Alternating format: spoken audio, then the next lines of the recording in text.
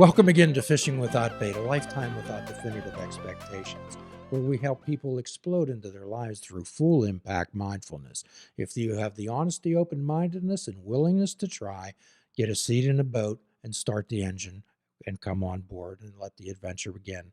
And today we continue our conversations with our new friends, Merlin and Eamon of the podcast, Gay and His Enby.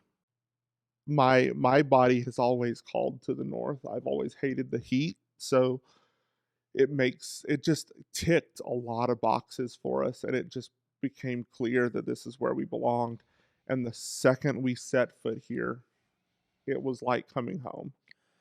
Well, when we talked earlier about what are the requirements that it takes to be with me, both as a friend and or a romantic partner, quite often, Eamon, what I'll ask people to do is, what are the requirements that a location would need to have in order for you to be interested? What's negotiable? What's non-negotiable? So what were some of the requirements that you and Merlin were looking for? I think, and I talked about it before, I think family was also a big element of our philosophy and sort of building our family eventually and what that would look like. I think there's so much about the Northeast that I always really loved, and while I left Michigan when I was 4, I had a lot of just intrinsic memories that sort of stuck with me. My mom also is from Jamestown, New York, which is not too far from here, and I just remember like Christmas vacations and going to visit family and sort of like the sort of memories that that sort of swirl in your head. I think both of us are sort of that philosophy of like we think also very sentimentally and like what if anything of looking towards the future, the most ideal picture of what that could look like in sort of any possible way. And for all the things that you mentioned before too, I just feel like the city was sort of calling to us in many ways, whether we knew specifically Pittsburgh or not.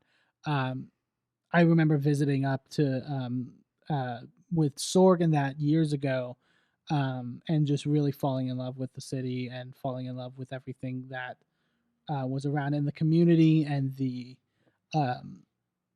everything from the art to the architecture to the just environment of the community that is the city. Because there's certain elements you always can't control about a city, but the community is something that if it's there, it's either there or it's not. And I really feel that with this community. Well, this is a completely biased statement. You made an excellent choice. Yeah, thank you. We honestly, since the second we got here, like I said, it's felt like home. It's weird because I got here and I felt like almost a sense of nostalgia, and I've never been here before we moved. We didn't visit, we didn't have the funds for it.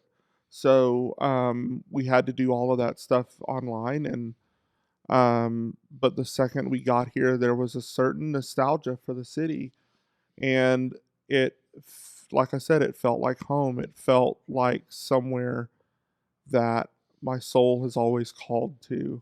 It's like I knew in some part of who I am that I would always end up here. And that to me, and like I mentioned earlier, I'm a witch, I'm pagan, so all of that was ringing alarm bells, good alarm bells in my head. It was like, I'm on the right path. I'm on the path that is going to lead me to my best future, to the best version of myself. And I've never questioned since we got here that there's never been any question. There's never been any doubt that this was the right decision. Well, generally, when people want to make a decision, I ask them to do 3 things. I say, take your scientific, fact-finding, data-gathering mind and gather all the facts and information that you can do. Try to objectively, non-judgmentally, gather all the facts. Then embrace that concept with your heart center. And then, what does your gut tell you? What is your instinctual feeling? Oh yeah, I'm a big believer in gut instinct. And we talked about several different cities, but so many of them were so expensive, and they never really felt right. So we just crossed them off the list, but we kept circling back to Pittsburgh. It kept just talking about it, and it was just like, this feels right. This feels like it's where we're supposed to be. We already have people there that we know. And then I started connecting with people online in local community chats, like on Reddit and on Facebook and whatnot, communities that are here in Pittsburgh, and made connections. And I have like 3 different friend groups that were born out of that I'm still in touch with, and we hang out pretty regularly, and it's um, given us it doesn't feel like we're new to this city. It feels like we've been here forever. It feels like, again, like this is home, like this is where we were always meant to be. I guess we're doing a Pittsburgh promo, which is fine. So, what do you find right about the city, Eamon? What do you find? What do you feel comfortable here? What have you found? Like I mentioned before, like I think there's such a beautiful community, even in like we were talking before about like the sort of nature of the boroughs of Pittsburgh, and sort of how they each sort of have their own intrinsic quality, and I love the ability to like see like locally owned people and see people who have sort of created businesses for themselves, and sort of, because you don't really get that as much in Texas, just naturally because of how things are situated and how things are laid out. Um, but just seeing other people pursue their passions, I think makes you intrinsically try to discover your own, and try to really um, soul search and do what you're most passionate about. And I think the creativity of the city is so interesting to see, with just everything that anytime that we venture out um, into any of the boroughs and stuff like that, it's just so cool to see. Just cool to see the ingenuity and what everyone's doing. Merlin felt about being safe here. Do Yeah. you feel safe? Oh, for sure. I think there is such a um, it's just a feeling that you can't really describe. It's hard to sort of put a name to it, I guess you could say, but it's, you know, once you're walking down the street, once you're driving, once you're commuting, once you're um, going in and out of places, there's such a warmness to it all that you once you I think maybe the length of time in which we've been in Texas, like, you know, not having that for a long time, and the how new it feels, I think, is what makes it feel right in that sense, in a way. um yeah, it just feels, it's hard to really put words to it. Yeah, I'm having trouble really putting that to words other than feeling safe, and it feels like home. Yeah. Like it, uh, like he said, there's a warmth even when it's 20 or below outside, and that's not weather we're super used to, but it's not something that we've really seen as a huge problem once we've been here, because it just there's so much community, and there's so much preparedness here for that it really just, I mean, you don't really feel the difference. Those words make me proud of Pittsburgh. Yeah. It's a unique city.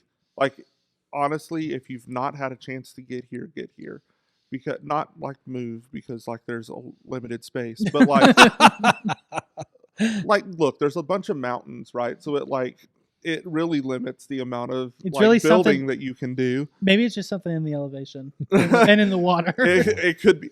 Honestly, the water here is so much better than it is in Texas. Let me tell you, people here hate the water here, but I'm telling you, the water in the South is nasty in comparison. Well, Appreciate your water, Pittsburghers. well, most bias and discrimination are based on fear. Yeah. And mainly, most politicians now run on the concept of fear.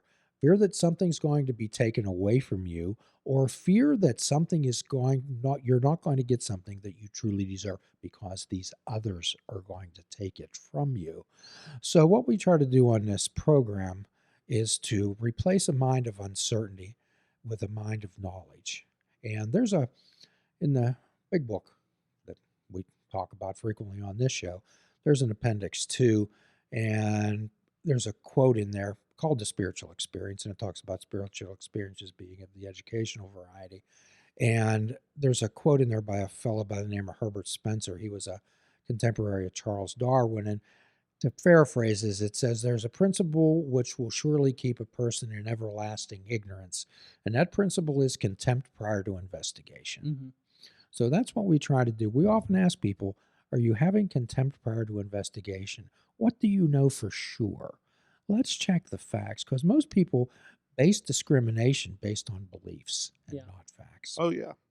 For sure. I mean, even when I was in that evangelical bubble, you couldn't have found someone more homophobic than I was, because I was terrified of what was really at my core.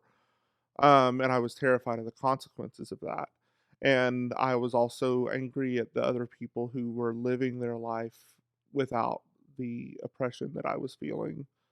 And coming to terms with that, and coming to terms with having been an oppressor, and still in some ways being an oppressor, because I can't help some traits, like the fact that I am a white person and I have privilege in this country, right? Um, Coming to terms with that, but then also having some of that flipped, where I'm literally on the other side of that coin now, and was always on the other side of that coin, but didn't realize it, right? I was trying to cosplay as something else. I was putting on a mask every day. How'd it feel to walk around being an imposter, Merlin? It is honestly the shittiest experience you can have. It is pretty awful. It is soul crushing, and it is depressing, and it is anxiety fuel, and it is the worst thing you can possibly do for your mental health. I think sometimes people, for years, I would say, have misinterpreted the concept of like the ability to pass through society and consider it a benefit. But like you were mentioning, like I think nowadays I feel like people are able to have that conversation of like, no, this is actually a burden, and this is something that is a struggle in such a deep way.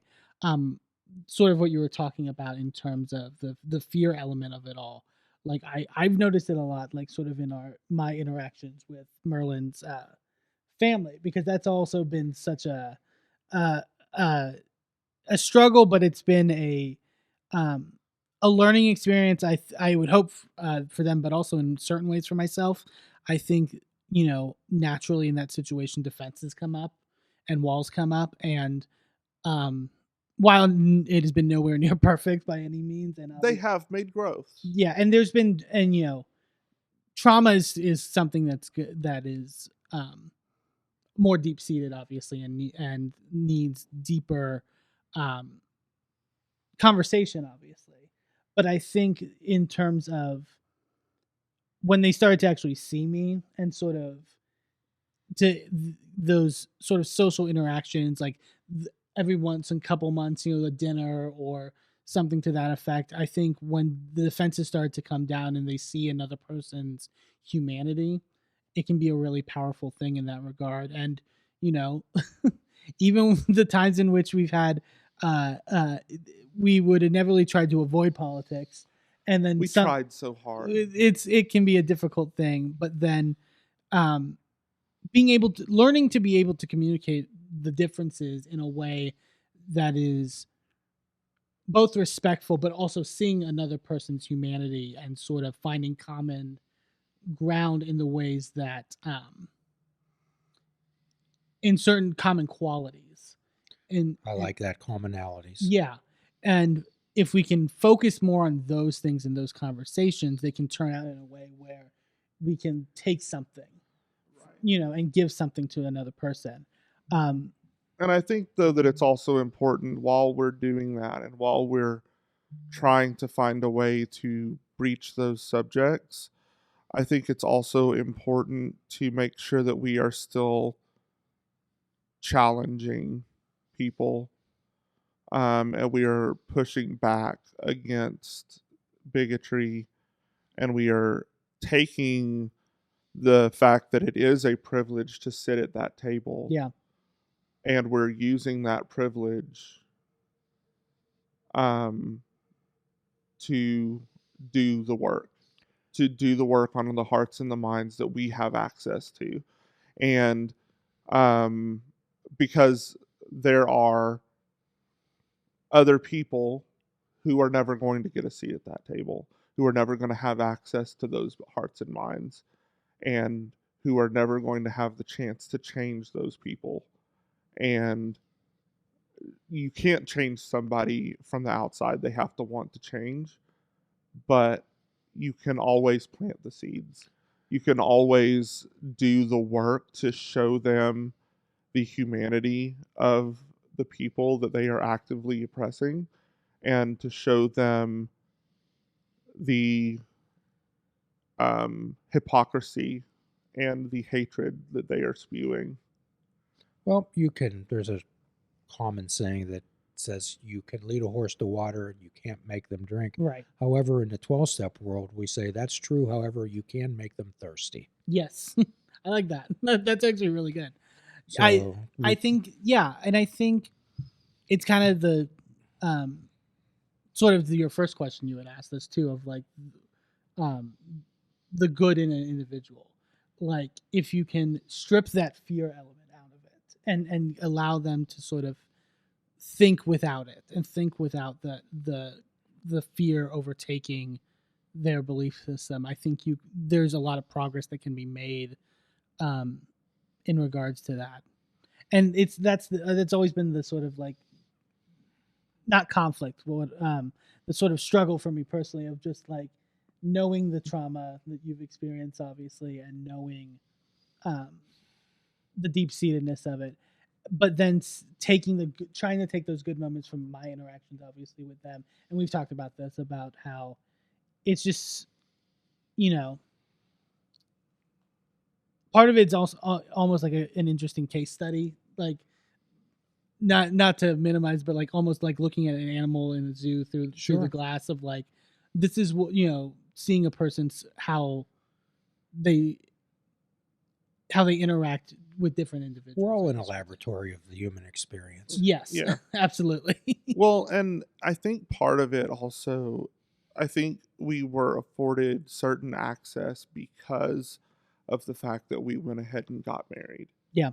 And I think that in the back of my parents' heads, they were saying, okay, well, we don't like that they got married, but we do believe in the sanctity of marriage. So we don't want them to get divorced, which means that if we want him in our lives, we have to accept his husband. Because the second we got married, it kind of flipped the script for them, and they were so much more accepting of Eamon, and they have never been anything but, well, I take that back. They have been more progressively kind towards him than they were at the beginning, even to the point that when my grandmother died a couple years ago, he was listed as family. Yeah, and that was as a surviving family member. And that, to me, really marked that there had been some change that had happened. Big change. And that's literally just a difference of a couple years from, I'd rather watch your brother die again than to come to your wedding, to, despite everything, your family, and you're going to be included as such. That's a seismic shift. Yeah. So what we try to do is we help people understand that life is of small victories, not huge ones, small ones, and the small ones add up to big victories. I stepped aside from the Catholic Church a number of years ago, and I'm a Buddhist. Actually, I'm a confirmed member of the Pittsburgh chapter of the Religious Society of Friends. I'm a Quaker. Nice. Okay.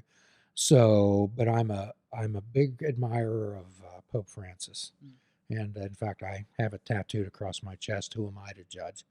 And that's what I tell people when they make some type of a flippant comment. Sometimes I'll just confront them and I'll say, "Who are you to judge? Yeah. Who are you to judge?" Yeah. He blew those people's minds when he said that. Yeah. Who am I to judge? Yeah. One thing that I have learned in that same vein of what do you say when someone says something extremely offensive, my favorite response is, "Wow, what made you think that I was going to be a safe place for that expression? Mm. What about me made you think that I would accept that?" Because that's something I need to fix about me. If I made you think that I would accept your racism, or if I made you think that I would accept your bigotry in any form, like, let me work on that about me. Let me make that more clear to people. But also let me put you in your place because that was not okay. Sometimes people go fishing and they say maybe sometimes slightly innocuous remark, racist or biased, just to see if you bite on it, Yeah. Oh yeah, just to they see if like you to test agree. those waters. I've And had those experiences a couple times with uh,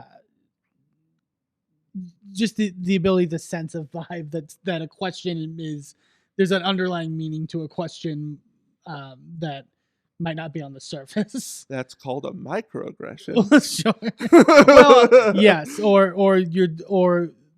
maybe in what you're describing too, like trying to suss someone out of like what you can say next. Or sometimes what I'll do, Merlin, I'll ask people when they say something like that, I'll say, "Would you say those words again to me slowly out loud and listen to them?" Yeah. Yeah. Say that Honestly. again, slowly. Just Or even if I'm with a 12-step person that makes an off-color remark, I'll ask them, I'll say, would you make that statement in a 12-step meeting? Mm, And if they say no, and I said, then it has no place here. yeah. yeah. With the internet, that's especially a thing. And when people type something and post it, it's It's like wow. you had the ability to read that. Like and you literally thought about that. You typed it out. You looked at it and you said, "Yeah, yeah, that's it." You hit send. Like there were steps of review. It's not like when you're saying something where something can just fly out of your mouth and it can be an indication of deeper seated bigotry that you don't really mean in the front of your mind. And yeah, that's something you need to work on and you need to deal with and you need to be called out about it. But it's different when you type it. When you type it and you hit send, that like you thought about There's that. an extra step. You phrased that the way you wanted to fit in your 140 characters. Really? Okay. That went through some reviews. So it sounds like you two have a mission in front of you. Yeah, I would say so. Yeah. I mean, honestly, and it's the mission I think most people should have. Lead life with love. Try to make the world a better place than you found it. And, you know, change as many hearts and minds as you can on the way. Well, we say our purpose is to remain clean and sober and carry the message. In order to carry the message, you have to have one. Yeah. Yeah, I love that. I think I almost look at it sometimes in terms of like the metaphor of like a thesis statement in a college paper. Like, what's your thesis statement on life, and how are you um, building upon that? Or in maybe a better way, also is like a science experiment, or like you have your hypothesis, and can you find the things in which that will prove that hypothesis true in terms of And if not, your mission change your hypothesis. or that. Be unafraid to change your hypothesis because so many people set a hypothesis and they think it's in stone. It's like it's on a chalkboard, guys. You can erase that and rewrite it as many times as you need to. The only thing constant about life is change, Yeah. Exactly. and most people fear it. And the second that you are unwilling to learn and unwilling to change, that's when you die. One of the things that we try to impress people, that it's okay to say, I don't know. Yeah.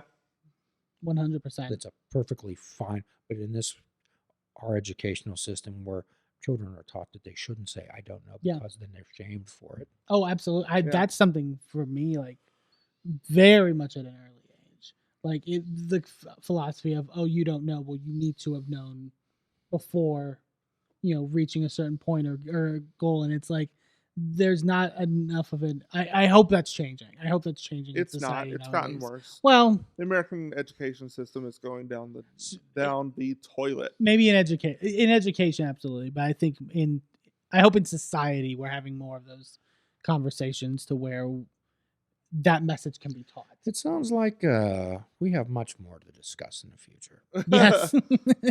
Well, that we love having conversations like this. And what's funny is that the subject matter is different, but anyone who's heard the first episode of our podcast, this is the same way that we talk Yeah. about everything.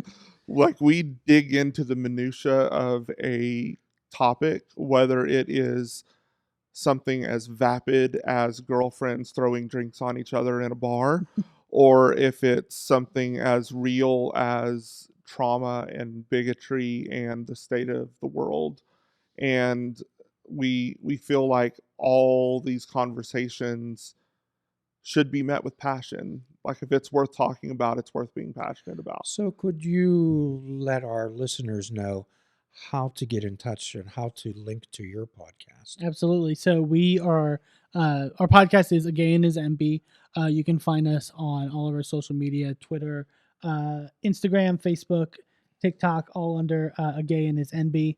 We're on, obviously, the Sorgatron Media Network as well. And you can find our podcast on Apple Podcasts, Spotify, Google Podcasts, all the places. anywhere you can find, and anywhere you can listen to a podcast, you can find us. Well, we'll certainly put a link up on the Fishing Without Bait website in order to link to your podcast.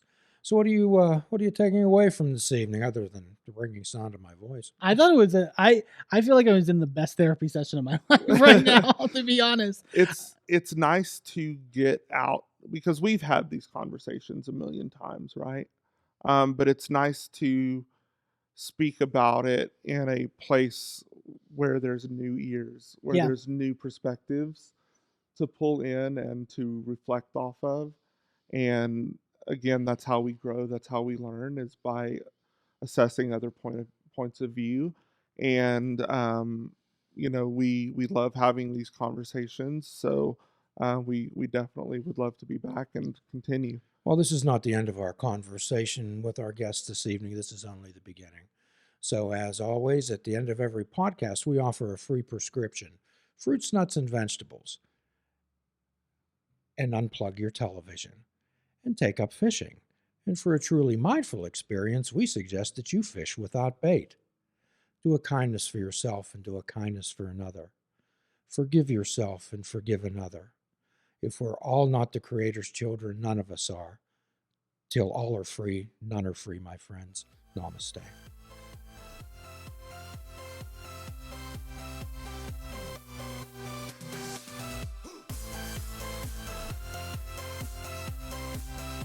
If you're interested in flying the colors of Fishing Without Bait, click the shop icon on our website. We have clothing, mugs, cell phone cases, and so much more. Show the world that you fish without bait.